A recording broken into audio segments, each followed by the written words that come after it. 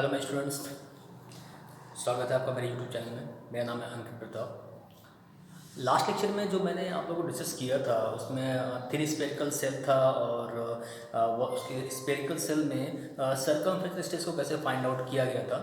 और circumference distance निकालने के बाद एक्चुअली में स्पेयर में लॉन्ग टर्म डिस्टेंस था, यानी कि एक्सेल डिस्टेंस नहीं था। और उसके बाद हमने जो वैल्यू को फाइंड आउट किया था, वॉल्यूम डिस्टेंस फाइंड आउट किया था, या चेंज इन डाया निकाला था, या भी चेंज इन थिकनेस मैंने फाइंड आउट किया था स्पेयर केस में। लेकिन ध्यान रखिएगा थिन स्पेयर को मैंने लास्ट में केस डिस्कस किया था। ठीक, और आज हम बात करेंगे थिक सिलेंडर के बारे में। तो थिक सिलेंडर में मेनली क्या चीज़ें होती हैं जो कि डिफरेंट है आपका थिन सिलेंडर से। तो पहली बात तो यही कि जो मैंने कंडीशन आपको बताई थी थिन सिलेंडर के केस में। तो थिन सिलेंडर मैंने आपको बताया था कि जो डायमीटर की वैल्यू होती है वो अगर ज़्यादा होगी 20 टाइम थिकनेस से, अगर वो वैल्यू क्या होगी, ज़्यादा होगी 20 टाइम थिकनेस से, तब मैंने बोला था कि वो सिलेंडर कहलाता है थिन सिलेंडर। ये कंडीशन थी। ओके, एंड देन अगर मैं बात कर रहा हूँ थिक सिलेंडर की, तो उस केस में जो डायमीटर की वैल्यू होगी वो लेस देन होगी 20 टाइम थिकनेस से। तब अगर इस कंडीशन को फॉलो करेगा कोई भी सिलेंडर तो वो बन जाएगा थिक सिलेंडर। वो आएगा, वो किस कैटेगरी में आएगा, वो थिक सिलेंडर की कैटेगरी में आएगा।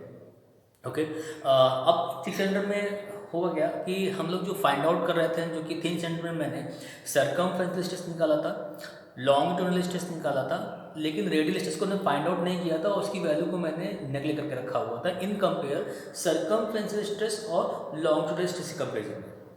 मगर यहाँ पर जब मैं थिक सिलेंडर की बात करूँगा तो थिक सिलेंडर के केस में यहाँ पर सरकमफ्रेंस डिस्टेंस की वैल्यू भी फाइंड आउट करेंगे हम लोग, और लॉन्गिट्यूडनल डिस्टेंस की वैल्यू भी फाइंड आउट करेंगे, और हम लोग फाइंड आउट करेंगे रेडियल डिस्टेंस की वैल्यू।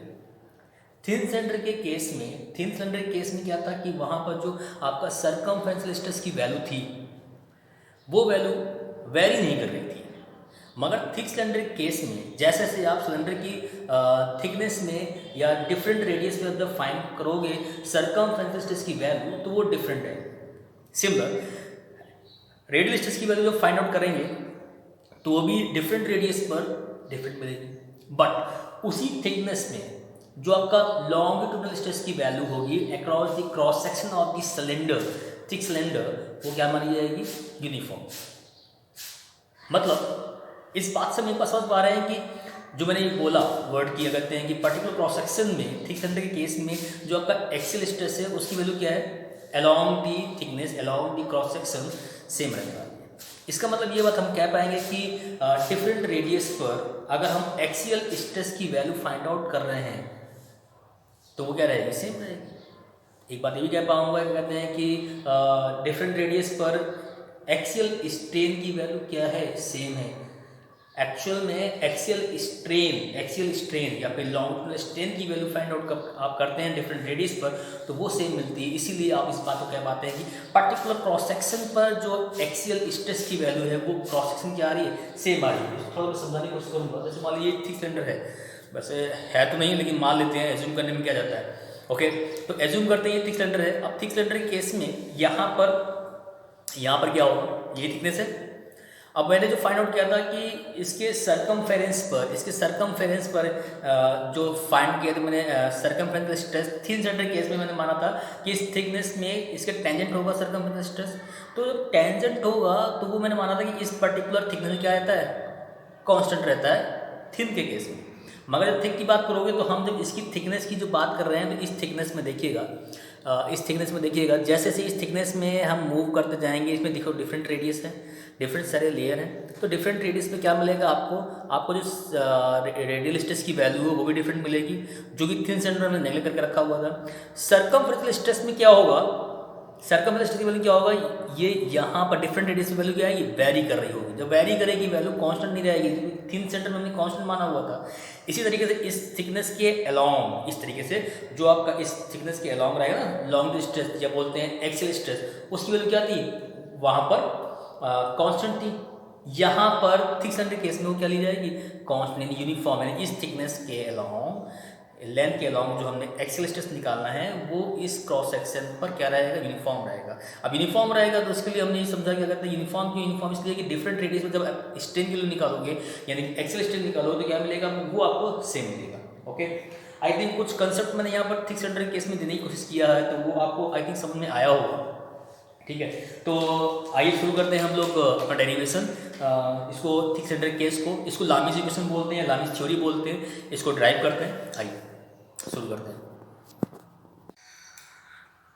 शुरू करते हैं जो भी यहाँ पर जो हमें समझना है थिक सिलेंडर के बारे में, थिक सेल और थिक सिलेंडर के बारे में। कंडीशन मैंने बताई थी कि थिन के केस में डायमीटर की वैल्यू 20 टाइम थिकनेस से ज़्यादा होता है, और थिक के केस में डायमीटर की वैल्यू क्या होता है, 20 टाइम थिकनेस से कम होगा। ठीक, और जो यहाँ पर जो मैंने डेफिनेशंस लिखी हैं, या फिर कह सकते हैं जो बुकिश लैंग्वेज है उसको भी पढ़ लेते हैं। ठीक है, thick cylinder are the cylinder vessel containing fluid under pressure and whose wall thickness is not small. कहने मतलब वही है कि इसकी थिकनेस होती है वो स्मॉल नहीं होगी, यानी कि स्मॉल नहीं होगी तो यहाँ पर जो लगने वाला या फिर जो इंड्यूस होगा सर्कमफ्रेंशियल स्ट्रेस और जो radial stress thick cylinder case में ये वेरी करेगा। थिन के केस में वेरी नहीं कर रहा था, लेकिन थिन के केस में हमने रेडियल स्ट्रेस को नेगलेक्ट भी किया था, यहाँ पर नेगलेक्ट नहीं कर पाएंगे। ओके, तो कंडीशन याद रखनी है, ये कंडीशन याद रखनी है। थिक के केस में डायमीटर की वैल्यू लेस देन होगी 20 टाइम थिकनेस से। ठीक, आगे बढ़ते हैं। आगे क्या है, unlike thin shells the radial stress in the wall thickness is not negligible. मतलब कहने का यह है कि वही मुझे बता रहा था कि रेडियल स्ट्रेस को वहाँ पर नेगलेक्ट किया हुआ था, यहाँ पर नेगलेक्ट नहीं करना है। Rather it varies from the inner surface where it is equal to the magnitude of the fluid pressure to the outer surface where usually it is equal to 0 if exposed to the atmosphere। कहने मतलब ये है कि जो भी यहाँ पर लिखा हुआ है इंग्लिश में, उसको मैं तुमको वही बात बता रहा था कि जो रेडियल स्ट्रेस की वैल्यू है वो क्या कर रही होगी, वेरी कर रही होगी, जैसे सर्कमफ्रेंशियल स्ट्रेस भी वेरी करेगा along the different radius या along the thickness of the cell। ठीक से, ओके। अब यहाँ पर जो बात कर रहा है कि जो प्रेशर की वैल्यू है, जो इनर का प्रेशर अगर मान लेते हैं कि P मान लेते हैं, एज्यूम कर लेते हैं, तो अगर इंटरनल प्रेशर जो सिलेंडर का है अगर P है और आउटर का क्या होगा, एटमॉस्फेरिक प्रेशर होगा, तो अगर मैंने अंदर का P मान लिया है तो बाहर का, या अंदर का P1 मान लेते हैं, बाहर का P2 मान लेते हैं, तो इस बेसिस पे अगर मैं इसको लिखूं तो आपका जो रेडियल स्ट्रेस की वैल्यू होगी, ध्यान रखिएगा हमेशा वो जो इनर रेडियस है, इनर रेडियस की सरफेस पर जो आपका रेडियल स्ट्रेस होगा वो उस प्रेशर के बराबर होगा जो इनर सरफेस प्रेशर लग रहा होगा। ओके, तो अगर P1 माना है तो वो P1 के बराबर हो जाएगा। कौन सा स्ट्रेस, रेडियल स्ट्रेस। अगर मैं आउटर सरफेस की बात करूं तो आउटर सरफेस पे लगने वाला जो प्रेशर होगा वो कौन सा प्रेशर है, वो आपका प्रेशर है एटमॉस्फेरिक। अगर एटमॉस्फेरिक प्रेशर है, अगर आपका एटमॉस्फेरिक प्रेशर है तो उसकी वैल्यू कितनी होती है, एटमॉस्फेरिक प्रेशर की जितनी भी होती है 1 बार अप्रॉक्सीमेट होती है, तो उसको आप चेंज कर लीजिएगा न्यूटन में स्क्वायर में। चेंज करने के बाद यानी कि वो वैल्यू क्या हो जाएगी, अगर मैंने उसको P2 मान लिया तो वो P2 क्या हो जाएगा, आपका एटमॉस्फेरिक प्रेशर के बराबर हो जाएगा। इतनी बात करिए, यहाँ से लेकर यहाँ तक का उसका यही मतलब है। अब जीरो कहने का मतलब ये है कि अगर हमने एटमॉस्फेरिक प्रेशर को जीरो एज्यूम कर लिया, नहीं रेफरेंस लाइन मान लिया है, तो क्या हो जाएगा, जीरो हो जाएगा ऑटोमेटिक। ओके, अब हम बात करते हैं circumferential stress also very along the thickness. वही कहने का मतलब है कि सर्कमफ्रेंशियल स्ट्रेस भी क्या करेगा, वेरी करेगा। चलिए हम बात करते हैं कि variation in the radial stress as well as circum, वही बात लिखी हुई है जो मैंने आपको बताई है। तो कहने का मतलब यहाँ पर यह है कि जो सर्कमफ्रेंशियल स्ट्रेस है उसको मैं उसको सिग्मा सी बोल रहा हूँ, और रेडियल स्ट्रेस अगर मैं सिग्मा आर बोल रहा हूँ, वो आप सॉल्व करेंगे लामीज इक्वेशन की हेल्प से। ओके, जैसे ये है, अब यहाँ पर अंदर फ्लूइड फिला होगा ना, तो यहाँ पर ये सरफेस जो है, इस सरफेस पे अगर इस सेंटर पॉइंट यहाँ तक का रेडियस कितना हो जाएगा, R1 हो जाएगा। तो इस रेडियस पर, इस सरफेस पर जो प्रेशर होगा उसी को बोलेंगे, वो प्रेशर किसके बराबर हो जाएगा, रेडियल स्ट्रेस के बराबर हो जाएगा इस सरफेस पे। ठीक, और जो आउटर वाला प्रेशर, आउटर सरफेस पर जो प्रेशर है वो एटमॉस्फेरिक प्रेशर है, तो देखिए वो क्या हो जाएगा, वो भी आपका एटमॉस्फेरिक बराबर होगा जो आउटर सरफेस पे लग रहा है। अब देखिए यहाँ से लग रहा है प्रेशर, बाहर से भी लग रहा है प्रेशर, तो ऑब्वियस सी बात है ये इस तरीके से दबाएगा ना, इस तरीके से दबाएगा, तो रेडियल स्ट्रेस यहाँ पर कैसा स्ट्रेस होगा, नेगेटिव होगा। कैसा होगा, नेगेटिव। मतलब कहने का यहाँ पर ये है कि रेडियल स्ट्रेस यहाँ पर कैसा होगा, कंप्रेसिव स्ट्रेस होगा। देखिए यहाँ से लग रहा है रेडियल स्ट्रेस, बाहर से भी लग रहा है, तो ऑब्वियस सी बात है ये एलिमेंट क्यों क्या जा रहा है, दबाया जा रहा होगा, कंप्रेस किया जा रहा होगा, इसलिए सर्कमफ्रेंशियल स्ट्रेस तो कहते हैं टेंसाइल होगा, लॉन्ग टर्म स्थिति क्या होगा, टेंसाइल होगा, बट जो आपका रेडियल स्ट्रेस होगा वो कैसा होगा, कंप्रेसिव होगा। वो यहाँ पर ये समझ में आ गया होगा आपको आई थिंक। ठीक, ना समझ में आया तो कमेंट बॉक्स में बता दीजिएगा, जो भी क्लियर ना हो। चलिए मैं बात कर रहा हूँ, अब मैं बात कर रहा हूँ लामीज इक्वेशन को ड्राइव करना है मुझको। तो लामीज इक्वेशन को ड्राइव करने के लिए एक काम कर लेते हैं हम लोग, लामीज इक्वेशन को ड्राइव करना है हमको, तो लामीज इक्वेशन को ड्राइव करने के लिए हमको कुछ एजम्पशन मानना पड़ेगा। भाई ऑब्वियस सी बात है, कोई भी डेरिवेशन ड्राइव करने के लिए हमें एजम्पशन लेना पड़ता है। तो एजम्पशन में क्या क्या है, एजम्पशन में है कि the material is homogeneous and isotropic, ये तो जनरली हर किसी केस में ले लेते हैं। The material is stress with in elastic limit, यानी कि जो भी हम स्ट्रेस अप्लाई करेंगे इस मटेरियल में वो इलास्टिक लिमिट से ज़्यादा नहीं होना चाहिए। Okay, plane section perpendicular to the longitudinal axis of the cylinder remain plane after the application of the internal pressure. मतलब कहने का ये है कि जब कभी आप सिलेंडर के अंदर जब फ्लूइड नहीं था तो उस समय जो प्लेन का जो क्रॉस सेक्शन था, प्लेन का सेक्शन था, वो आपका परपेंडिकुलर था किसका, लॉन्गिट्यूडनल एक्सिस के। ओके, और ये कह रहा है कि रिमेन क्या होना चाहिए, प्लेन। कब, जब उसके अंदर फ्लूइड भर दिया गया तब भी क्या होना चाहिए, प्लेन होना चाहिए। ओके, अब ये कह रहा है कि all the fibres of the material are free to expand और contract independently without being constrain by the adjacent fibre. कहने का मतलब ये है कि सिलेंडर के में जब कहीं प्रेशर आप इंक्रीज करोगे तो हर एक लेयर इंक्रीज यानी एक्सपेंड करने के लिए और कंप्रेस होने के लिए फ्री होना चाहिए। अब ये आपको समझ में नहीं आ रहा होगा लेयर है क्या मतलब है यहाँ पर, ठीक है। तो लेयर को मैं समझाने की कोशिश ऐसे करता हूँ, एक एग्जाम्पल के थ्रू समझने की कोशिश करता हूँ मैं।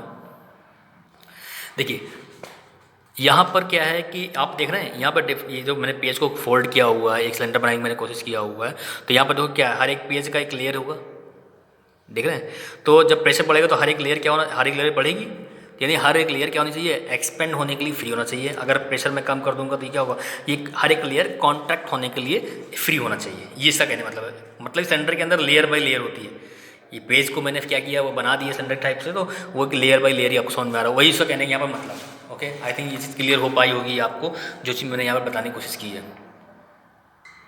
आई थिंक इस बात क्लियर हो गई होगी आपको, इसका मतलब यही है। फिर कह रहा है कि increase in length delta L uniform throughout irrespective of the radius and thus the axial strain is the same at any radius of the cylinder. कहने का मतलब यहाँ पर यही है कि आप किसी भी अगर चेंज इन लेंथ की बात करेंगे तो भाई ऑब्वियस सी बात है, उसका लेंथ जो चेंज होगा, उसका लेंथ जो चेंज होगा वो एक मतलब कि यूनिफॉर्म टोटल जो लेंथ चेंज हो जाएगा वो तो एक सेम आएगा।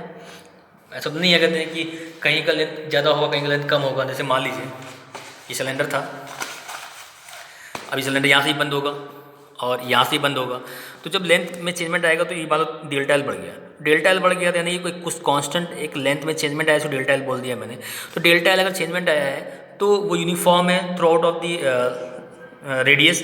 तो इसका मतलब ये है कि हर एक रेडियस की लेयर पर अगर आप स्ट्रेन की वैल्यू को फाइंड आउट करेंगे तो वो क्या मिल रहा होगा, सेम मिल रहा होगा। उसका मतलब यही है कि हर एक लेयर पर, हर एक रेडियस पर आप जब find out in different thickness of the thick cylinder पर आप जब फाइंड आउट करोगे स्ट्रेन की वैल्यू, कौन सा स्ट्रेन, एक्सेल स्ट्रेन, कौन सा स्ट्रेन, लॉन्गिट्यूडनल स्ट्रेन या एक्सेल स्ट्रेन निकालोगे तो उसकी वैल्यू क्या मिल रही होगी, सेम मिल रही होगी। इसीलिए ये बात हम कह पाएंगे कि डेल्टा एल आपका क्या यूनिफॉर्म है, एक टोटल लेंथ अगर एल है तो इसकी चेंज में कितना हुआ, एल, ठीक। तो यानी इसका हर एक लेयर पे क्या हुआ होगा, जो डेल्टा एल की वैल्यू जो लेंथ में चेंजमेंट आया होगा क्या होगा, सेम आया होगा, तो ये बात कह पाएंगे। ओके, वही लिखा हुआ है यहाँ पर, is the same at any radius of the cylinder. Okay, चलिए अब मैं बात यहाँ पर क्या कर रहा हूँ कि मैं यहाँ पर फाइंड आउट करने की कोशिश कर रहा हूँ, मैं यहाँ पर निकाल दे रहा हूँ कि एक्सियल स्ट्रेस की वैल्यू क्या होती है।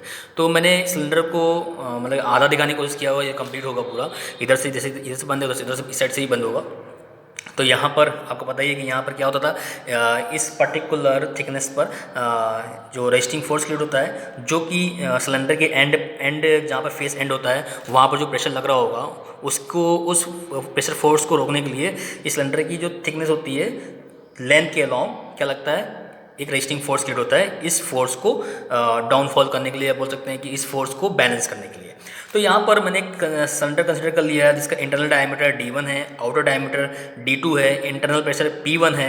और जब मैं यहाँ पर फाइंड आउट करूँगा कि बस्टिंग फोर्स की वैल्यू क्या हो जाएगी, तो बस्टिंग फोर्स का मतलब ये है कि भाई देखिए इस सिलेंडर के अंदर ये प्रेशर यहाँ से बंद कर दिया, यहाँ से बंद कर दिया, अब यहाँ पर यानी कि यहाँ पर प्रेशर लग रहा होगा, एक यहाँ पर लग रहा होगा प्रेशर, तो ये ऐसे बढ़ने की कोशिश करेगा, ये ऐसे ना बढ़ पाए तो ऑब्वियस बात है इसकी थिकनेस पर अलॉन्ग इसको बीच से कट किया जाएगा, तो ये इस थिकनेस में यहाँ पर क्या होगा, एक रेस्टिंग फोर्स क्रिएट हो रहा होगा। अब रेस्टिंग फोर्स क्रिएट हो रहा होगा तो ऑब्वियस बात है हम स्ट्रेस की बात करेंगे, तो रेस्टिंग फोर्स यहाँ पर ये तो कौन सा फोर्स है, ये बस्टिंग फोर्स हो जाएगा, ठीक है। वही लिखा हुआ है कि with closed end subjected to inner pressure P1 force acting on the end cover, यानी कि ये फोर्स जो मैं निकाल रहा हूँ वो कहाँ पर, एंड कवर पर निकाल रहा हूँ, ठीक है। प्रेशर फोर्स है जो कि यहाँ पर लग रहा होगा इस सिलेंडर के जहाँ पर एंड क्लोज किया गया है। तो P1 मल्टीप्लाई बाई एरिया, तो पाई बाई 4 D1 का स्क्वायर, क्योंकि इंटरनल डायमीटर कितना है, D1 है। अब ये जो प्रेशर फोर्स है यानी कि ये जो बस्टिंग फोर्स है, इसको बैलेंस करने के लिए कौन आएगा, इसको बैलेंस करने के लिए रेजिस्टिंग फोर्स आएगा। तो रेजिस्टिंग फोर्स जब आएगा तो वही लिखा हुआ है, let the axial stress in cylinder wall be sigma L, figure में शो किया गया, axial force in wall resist the force capital F on the end cover. मतलब कहने का ये है कि जो एक्सियल स्ट्रेस सिलेंडर की वॉल में इंड्यूस हुआ है वो एक्सियल फोर्स क्या करेगा, रेस्ट करेगा। तो यानी एक्सियल फोर्स को, जो यहाँ पर जो आपका प्रेशर फोर्स है उसको क्या करेगा, रेस्ट करेगा। ओके, यानी ये एक्सियल जो फोर्स है, ठीक है, एक्सियल फोर्स क्यों बोल रहे हैं, क्योंकि एक्सिस के अलॉन्ग है। तो एक्सियल फोर्स जो क्रिएट हो रहा है वॉल में, तो वॉल की थिकनेस में वो क्या करेगा, इस फोर्स को रेज करेगा जो दोनों एंड पे लग रहा है सिलेंडर के। ओके, तो इसको रेज करने के लिए, अब देखिए इसको रेज करने के लिए ऑब्वियस सी बात है कि देखिए इस फोर्स को रेज करने के लिए यहाँ पर मैंने सिलेंडर का कट पोर्शन बना दिया, कटा हुआ पोर्शन जो ना वो मैंने यहाँ पर दिखाने की कोशिश किया हुआ है। तो कटा हुआ पोर्शन मैंने यहाँ पर दिखाने की कोशिश की, इंटरनल डायमीटर D1 हो गया, आउटर डायमीटर D2 हो गया, ये थिकनेस हो गया, और इसी में क्या लग रहा है, इसी के ऐसे अलॉन्ग सिग्मा एल लग रहा होगा ऐसे। तो इस रेजिस्टिंग फोर्स को निकालना है, रेजिस्टिंग फोर्स को निकालना है, तो यही तो एरिया होगा। अब क्योंकि ये थिक सिलेंडर है तो इसका एरिया कितना हो जाएगा, इसका एरिया हो जाएगा pi by 4 D2 square minus का D1 स्क्वायर, ये तो हो जाएगा D2 स्क्वायर माइनस का D1 स्क्वायर, ये आपका क्या आ जाएगा, एरिया हो जाएगा। क्लियर है। अब रेजिस्टिंग फोर्स निकालना था तो स्ट्रेस मल्टीप्लाई क्या करेंगे, एरिया। तो वही मैंने स्ट्रेस सिग्मा एल को यानी एक्सियल स्ट्रेस को मल्टीप्लाई कर दिया एरिया से, pi by 4 D2 square minus D1 का स्क्वायर। तो यहाँ नहीं कि यही रेजिस्टिंग फोर्स इस प्रेशर फोर्स को क्या कर रहा है, इस प्रेशर फोर्स को बैलेंस करके रखा हो। जब तक ये रेजिस्टिंग फोर्स इस प्रेशर फोर्स के बराबर रहेगा तब तो सिलेंडर बस्ट नहीं करेगा। अदरवाइज अगर ये ज़्यादा हो गया, प्रेशर फोर्स ज़्यादा हो गया इस रेजिस्टिंग फोर्स से जो क्रिएट हो रहा होगा सिलेंडर की वॉल थिकनेस में, तो फिर क्या हो जाएगा, बस्ट कर जाएगा सिलेंडर, अगर मान लो ज़्यादा हो गया तो देखिए अब इसके बाद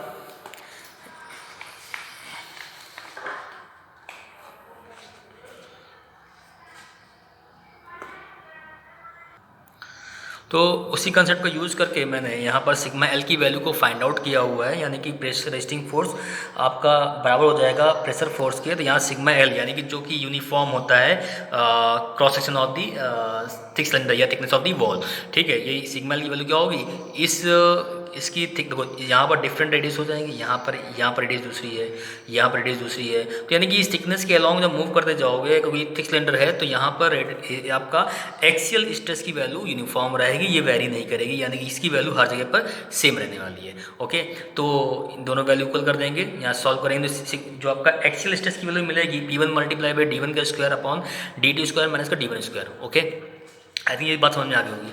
अब हम लोग आते हैं कि मेन अपने लामी इक्वेशन को जो ड्राइव करना है हमको उसमें बात कर लेते हैं कि हमने एक थिक सिलेंडर कंसिडर कर लिया है, ठीक है। इंटरनल रेडियस R1 मान लेते हैं अगर इंटरनल डायमीटर D1 है तो, और आउटर एक्सटर्नल रेडियस मैंने मान लिया R2, लेंथ मैंने मान लिया L, और P1 मैंने मान लिया उसके इंटरनल प्रेशर, P2 मैंने मान लिया है कि सिलेंडर के बाहर का जो प्रेशर है। ओके, मतलब कहने का ये है,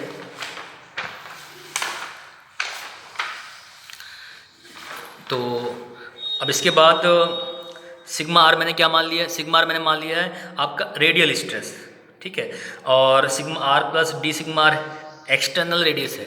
चलिए इसको बात समझते हैं, इसको बाद में देखेंगे, पहले मैंने तुमको इतना बता दिया। अब इसके आगे देखते हैं कि देखिए सिग्मा सी क्या है, सरकमफ्रेंशियल स्ट्रेस। जैसे ये सिलेंडर था, अब यहाँ से लेकर यहाँ तक क्या है, ये थिकनेस है सिलेंडर का।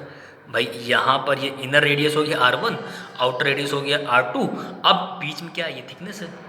तो यहाँ पर जो प्रेशर होगा इस सरफेस R1 रेडियस पर जो प्रेशर है वो कितना है, P1 है। जो P1 होगा और आउटर रेडियस कितना प्रेशर है, P2 मान लिया। अब P2 किसी और होगा, एटमॉस्फेरिक प्रेशर के बराबर होगा, ठीक है। तो अब यहाँ पर क्योंकि सरकमफ्रेंशियल स्ट्रेस की वैल्यू भी वेरी करेगी, रेडियल स्ट्रेस की वैल्यू भी वेरी करेगी, एक्सियल स्ट्रेस क्या है, थ्रू आउट क्रॉस सेक्शन क्या है, कांस्टेंट है, उसको मैंने मान लिया, चलो ठीक है भाई। अब इसको हम करेंगे क्या, इसको मैंने हाफ कर दिया। जो आपका मैं क्या करूँगा, इस सिलेंडर के कहीं पर भी R रेडियस मैंने एक एलिमेंटल रिंग कंसिडर कर लिया जिसकी थिकनेस कितनी है, dr। तो इस एलिमेंटल रिंग जो मैंने कंसिडर किया है dr, अब इस dr को मैंने रिंग को मैंने बाहर निकाल लिया है और रिंग को मैंने हाफ कर लिया है। अब देखिएगा, मैंने मान लिया कि इस एलिमेंटल रिंग के इनर सरफेस पे जो रेडियल स्ट्रेस की वैल्यू है वो सिग्मा आर है, और इस इनर एलिमेंटल रिंग के आउटर सरफेस पर जो रेडियल स्ट्रेस की वैल्यू है क्या है, sigma R plus D sigma R. अब देखिए समझिएगा, ये मैंने कहीं एलिमेंटल रिंग कंसिडर किया हुआ है, ठीक। तो एलिमेंटल रिंग आपने कंसिडर कर लिया, जैसे मैंने एक सिलेंडर मान लिया यहाँ पर। अब इसके मैंने यहाँ वाले यानी सेंटर से आर रेडियस पर मैंने एक कोई रिंग मान ली जिसकी थिकनेस कितनी डी आर मान ली, यानी कि ये एलिमेंट मैंने बाहर निकाल लेना है, ठीक। ये एलिमेंट मैंने यहाँ पर दिखाने की कोशिश की, यानी यहाँ पर लिया था कंसिडर किया था, ये मैंने बाहर दिखाने की कोशिश किया है। अब ये जो एलिमेंट है ये कितने रेडियस पर है, आर रेडियस पर। कितने रेडियस पर, आर रेडियस पर। डायमीटर कितना हो जाएगा, 2r। इसके इनर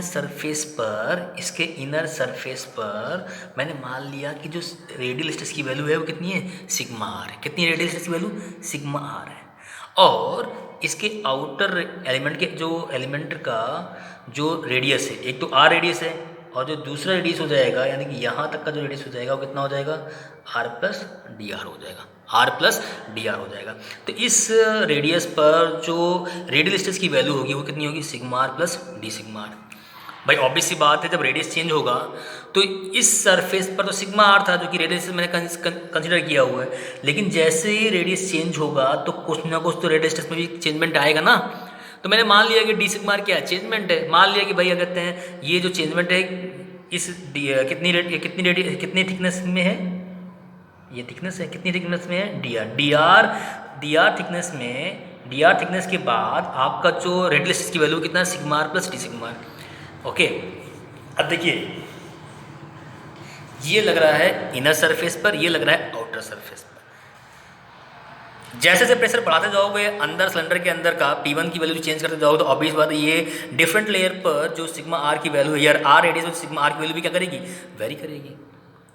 तो similar R plus D R radius पर भी क्या होगी, ये जो sigma R plus D sigma R ये भी वेरी कर जाएगा। तो एक तो देखा जाए तो प्रेशर बढ़ा रहे हो लेकिन रेडियस क्या हो रहा है, चेंज हो रहा है। तो ये कौन सा फोर्स बन जाएगा, बस्टिंग फोर्स। क्योंकि यही रिस्पॉन्सिबल है इसको बढ़ाने के लिए और इसको घटाने के लिए।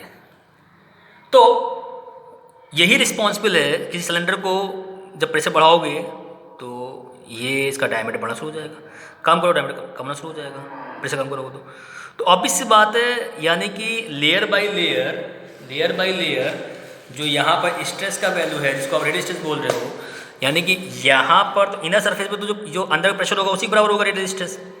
लेकिन जैसे ही रेडियस चेंज करोगे यानी डिफरेंट रेडियस पे जाओगे तो रेडियल स्ट्रेस तो काम कर रहा होगा ना।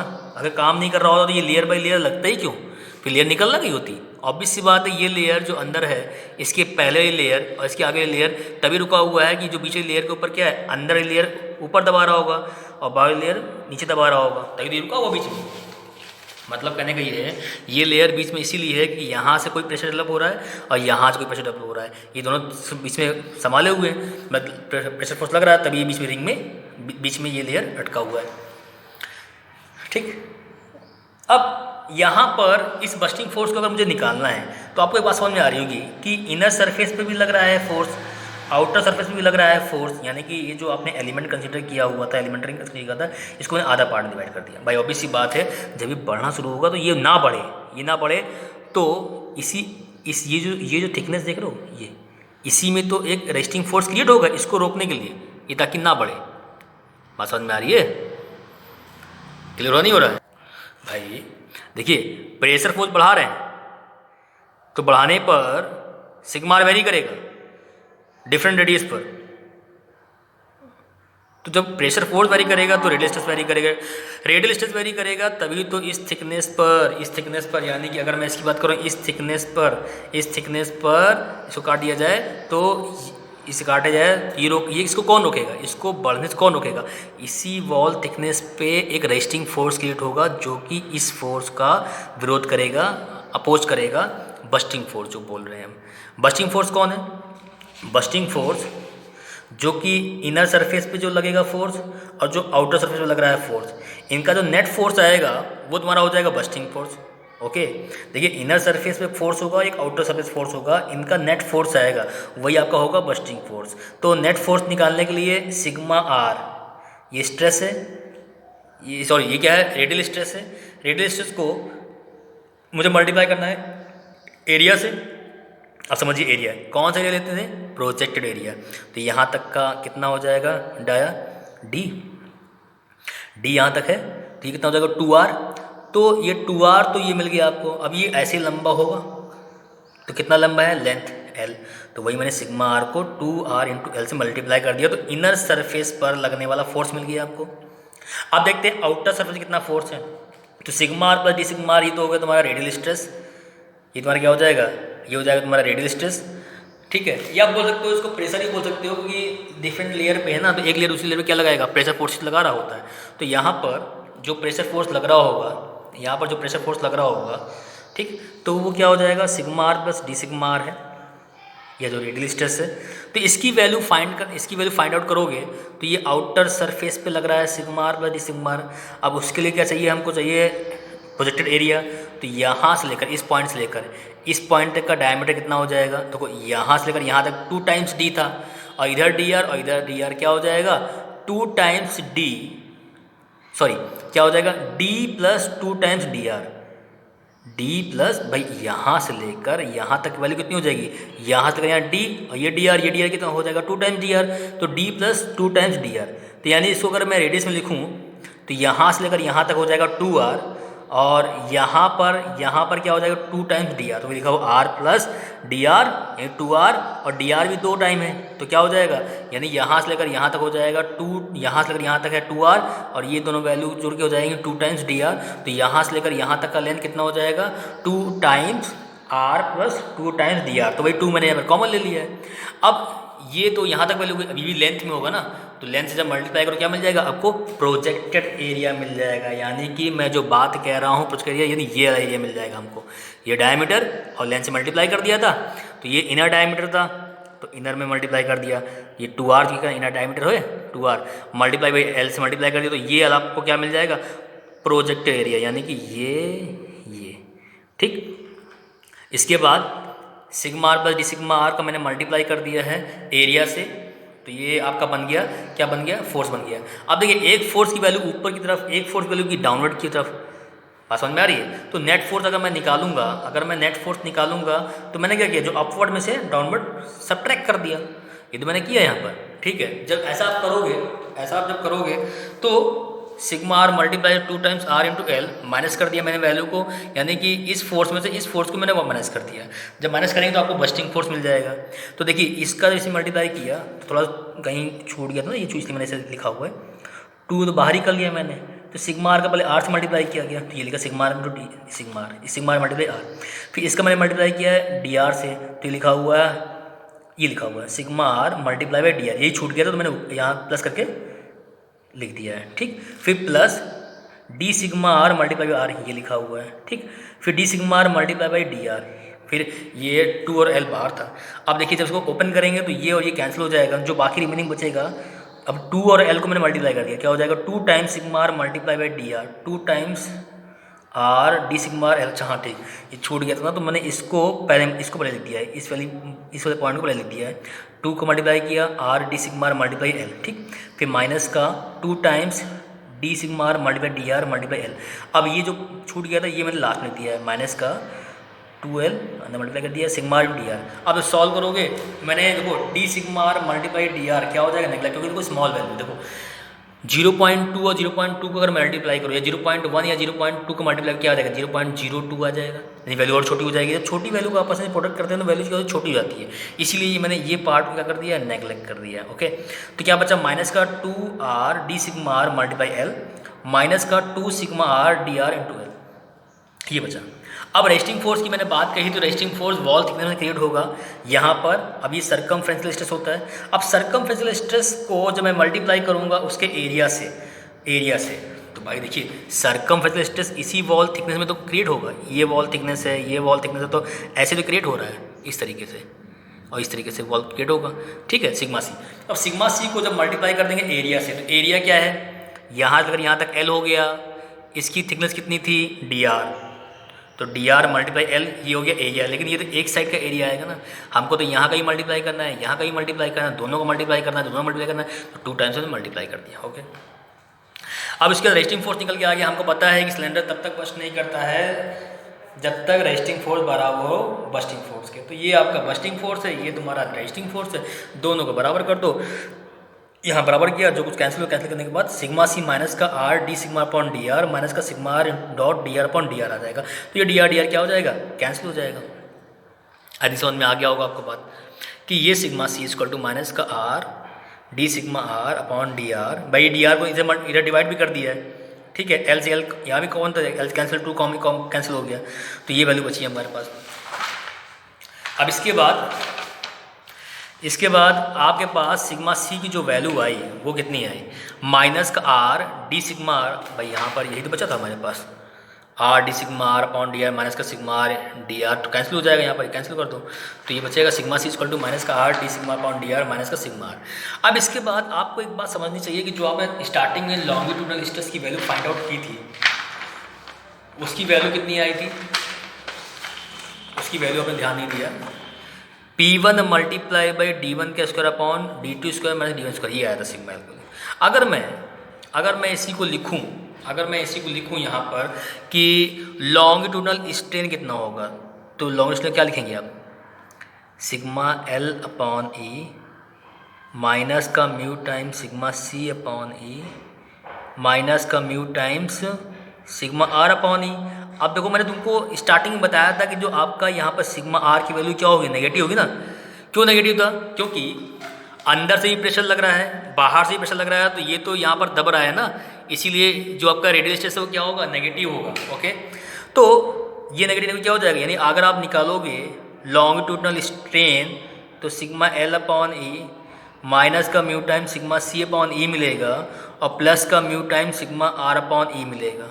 यही मैंने यहाँ पर यूज़ किया हो, वही लिखा हुआ है, मैंने लिखा हुआ है।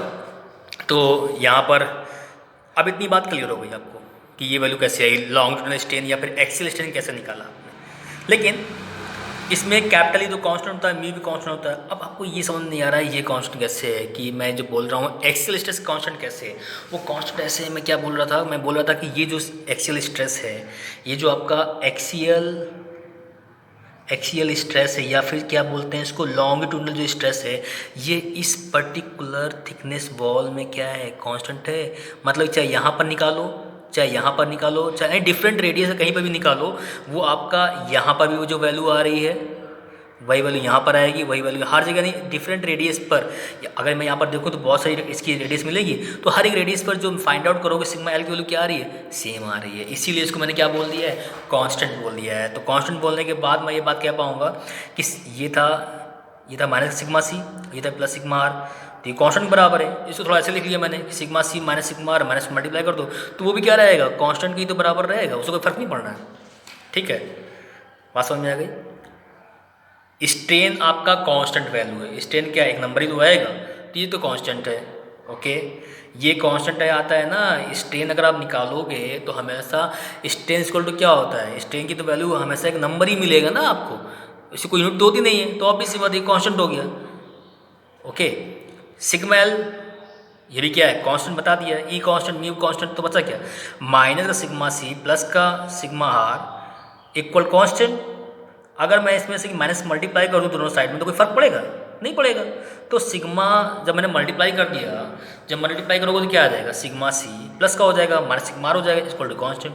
अब यहाँ पर एक बात ध्यान रखना है कि आप कभी भी जब इसको सॉल्व करेंगे लामीज इक्वेशन को, तो यहाँ पर जो कांस्टेंट को एज्यूम करेंगे वो कितना करेंगे, 2a के बराबर करेंगे। किसके बराबर करेंगे, 2a के बराबर मैंने क्या कर लिया, एज्यूम कर लिया कांस्टेंट की वैल्यू।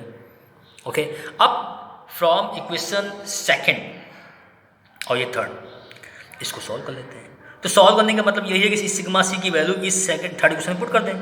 तो पुट कर दिया मैंने, तो सिग्मा सी की वैल्यू क्या थी, माइनस का R D sigma upon D R minus का सिग्मा आर माइनस का सिग्मा आर। भाई सिग्मा आर तो पहले से था, सिग्मा सी की वैल्यू यहाँ पर पुट कर दी मैंने, सिग्मा सी की जो वैल्यू थी यहाँ पर पुट कर दी। अब सॉल्व कर लिया, सॉल्व करने के बाद माइनस का R D sigma upon D are आया, माइनस का 2 सिग्मा, ये भी 2 हो जाएगा ना, इक्वल 2। अब एक काम कर लेते हैं, इसको धरने के लिए आते हैं, तो कहने का मतलब ये है कि ये हो जाएगा 2 times sigma R plus 2a, वही लिखा हुआ है, और माइनस का R D sigma upon D are. मगर इसको हमें करना है इंटीग्रेट, तो इंटीग्रेट करने के लिए समझना ये लिखा है डी सिग्मा आर, तो ऑब्वियस सी बात है इसको लाना पड़ेगा नीचे, और ये लिखा है आर और ये लिखा है डी आर, तो डी आर ऊपर जाएगा आर नीचे जाएगा। तो वही मैंने आर से क्या किया हुआ है, आर को मैंने एडजस्ट करने के लिए, ठीक है, मैंने यहाँ पर मतलब इसके बाद आप ये ध्यान दीजिए कि डी आर ऊपर जाएगा, कोई इंटीग्रेट करना है आपको, डी आर हो गया, आर नीचे आ जाएगा, ठीक है, और ये 2 जो था वो यहाँ पर क्या हो जाएगा, मल्टीप्लाई कर दिया। अरे यहाँ समझ लो, आर डी सिग्मा पॉइंट, इसको ले लिया है, इसको ले लेंगे, कोई फर्क नहीं पड़ना है, ये इधर प्लस हो जाएगा, इधर जाके माइनस हो जाएगा, वही लिखा हुआ है। उसके बाद ये डी सिग्मा आर है, अब क्योंकि ये सिग्मा आर यहाँ पर है तो अब 2 मैंने कॉमन का यहीं छोड़ दिया, 2 कॉमन ले लिया, माइनस यहीं छोड़ दिया, और सिग्मा आर प्लस 1 और नीचे ले आया, डी आर उधर क्रॉस मल्टीप्लाई कर दिया और पॉन में क्या कर दिया, आर कर दिया, ठीक। अब यहाँ पर इसको क्या करना है, हमको इंटीग्रेट करना है। जब इसको इंटीग्रेट करेंगे हम लोग, ठीक है, इंटीग्रेट करेंगे तो हमें लिमिट तो पता नहीं है, जब लिमिट नहीं पता है अभी तो क्या करना होगा, एक कांस्टेंट हमको ऐड करना होगा। तो इसका जब इंटीग्रेशन करेंगे तो देखिए क्या आएगा, log base E sigma R plus A equal -2 बन जाएगा, लॉग बेस ई आर, ये इसका हो गया इंटीग्रेशन, ठीक है, ये इसका हो गया इंटीग्रेशन। यानी कि इसको क्या करना है, इंटीग्रेट करना है। तो इंटीग्रेट करने के लिए जब इसको इंटीग्रेट करेंगे आप, इंटीग्रेट करने के बाद आपको क्या मिल जाएगा, log base E sigma R plus A equal -2 times log base E sigma R plus, अब एक कांस्टेंट मैंने ऐड कर दिया, क्यों, क्योंकि यहाँ पर तुम जब इंटीग्रेट कर रहे हो तो लॉग के टर्म में कर रहे हो, तो इसलिए लॉग के टर्म में इसको कांस्टेंट एक ऐड कर दिया, log base E B. Okay, integrate करने के बाद अब ये -2 था, तो आपको पता है कि फॉर्मूला होता है, ये जो पावर आगे होता है वो यहाँ पर इसकी पावर बन जाता है, यानी जो 2 आगे लिखा हो इसकी पावर बन जाएगा। तो वही मैं लिखा हुआ है -2 था, तो अंदर लेके गया लॉग बेस ई में, तो ये क्या होगा, -2 हो गया। अब एक फॉर्मूला होता है log m plus log n equal to, तो लॉग m इंटू n होता है, तो मैंने वही यूज़ किया है, log m plus log n equal to, तो लॉग m इंटू n मैंने मल्टीप्लाई कर दिया है। उसके बाद ये पावर -2 था तो नीचे चला गया। अब दोनों साइड क्या था, लॉग था, लॉग हटाने के लिए इधर भी लॉग बेस इधर भी लॉग बेस, तो हट जाएगा। Sigma R equal to plus sigma R plus A equal to B upon R square आ जाएगा, सिग्मा आर इक्वल टू यहाँ से मिलेगा बी अपन आर स्क्वायर माइनस का ए मिल जाएगा। अब इस वैल्यू को अगर मैं इक्वेशन 3 पुट कर दूँ, अब इक्वेशन 3 क्या थी, sigma C minus sigma R equal to 2a, तो इस सिग्मा आर को अगर मैं यहाँ पुट कर दूँ तो क्या आ जाएगा, माइनस का B upon R square plus A equal to 2a। अब ये इधर जाएगा, ए हो जाएगा, तो क्या आ जाएगा, अब इधर नेगेटिव प्लस हो जाएगा, तो sigma C equal to B upon R square plus A. यानी कि ये इक्वेशन और ये इक्वेशन यही कहलाता है लामीस इक्वेशन। ये बहुत ही इंपॉर्टेंट इक्वेशन है, यानी कि sigma equal to B upon R square minus का A, sigma C equal to B upon R square plus का ए। अब देखिए यहाँ पर ए और बी क्या है, A and B are constant, A B यहाँ पर क्या है, कांस्टेंट है, तो ए बी यहाँ पर कांस्टेंट है, तो ऑब्वियस बात है, एक बात आपको समझ में आती है, क्या समझ में आती है, कि हमको ए और बी बाउंड्री कंडीशन का यूज़ करके हम कांस्टेंट की वैल्यू को फाइंड आउट करेंगे, फिर इस सिग्मा आर और इस सिग्मा सी की वैल्यू को हम फाइंड आउट कर पाएंगे। अब आपको मैं पहले ही बता चुका हूँ कि सिग्मा आर की वैल्यू वेरी कर रही होगी डिफरेंट रेडियस पर, यानी कि जैसे जैसे आप आर की वैल्यू चेंज करते जाएंगे वैसे वैसे सिग्मा आर आपको मिलता जाएगा, अगर हमको ए और बी पता हो तो। यानी कांस्टेंट हम निकाल लें तो ए बी की वैल्यू पुट कर देंगे, जिस भी रेडियस पे आपको फाइंड आउट करना है रेडियल डिस्टेंस का वैल्यू वो हम यहाँ पर यूज़ कर लेंगे, ठीक। और इसी तरीके से ए बी पता चल जाएगा तो हम सर्कमफ्रेंशियल डिस्टेंस की वैल्यू डिफरेंट रेडियस पर निकाल सकते हैं।